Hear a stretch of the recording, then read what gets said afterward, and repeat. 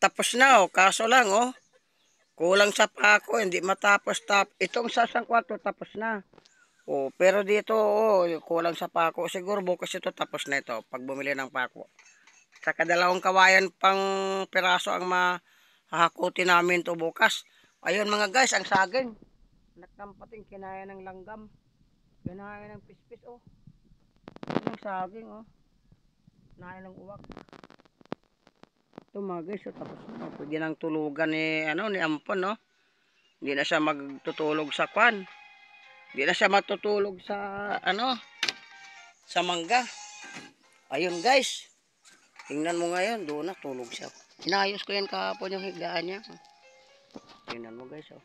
Muok na muok siya. Huwag kayong maingay guys. Kawawa naman, oh. Yan, oh. Tulog na tulog siya. Walang kalam-malaman, binidyohan ko siya. Ay, buhay pa pala. Gumagalaw pa eh.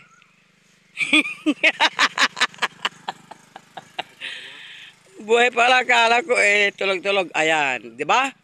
Maganda na kasi nilagyan ko ng yung bakod dyan kasi baka matulog. Eh, di matulog, ang sarap niya ng tulog dyan kasi nga presko siya, oh. Oh, di ba? Inaayos ko yung sahig kahapon kasi sayang din eh. Ang pisto, tapos binubungan ko naman guys. Ayan guys. O tingnan mo guys. O, bagong bubong ko yan guys.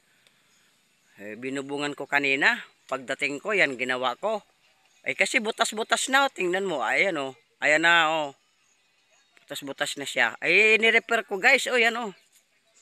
Kawawa naman. Ito na lang ang bububungan ko. Itong kabila naman. Tapos bububungan ko. Tapos na yung kabila guys. O. Kinuha niya yan kahapon sa relandang na yan. 2 piraso, 1 puno. Tapos dito, tatapusin ko yan. Ayan na.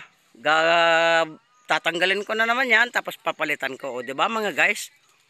O, simple lang. Simpleng gawa lang. Kapag ginagawa mo guys, magagawa mo. Pero kung tingnan mo guys, hindi mo naman magagawa. O, diba? O. O, sinuri lang. Ayan lang. Ang tali namin, isto lang, o. Ayan, o. Isto lang yan, o.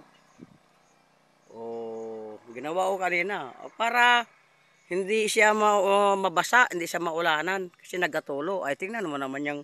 Kita na yung langit, oh guys. Kita na yung langit. Ay, kinulang kami sa sarilandang. Ayan, oh. Wala ng sarilandang. Pakukuhaan ko naman siya ng... Siya ang nag-akyat niyan kahapon.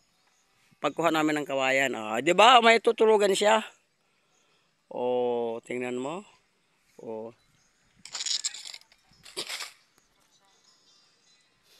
Di ba? O maganda ngayon, makulimlim. Hindi siya gaanong mainit. Oo. Ito, sa lagariin ko, sumubra kasi ng putol namin ka. Di ba sumubra? Huwag lang kumulang. Ipuputulin ko mamaya. O di ba, oh? Tapos na mga guys. Ayan ang bag niya, oh. Dala-dala niyo yung nakita namin sa kawaya, sa may manggahan.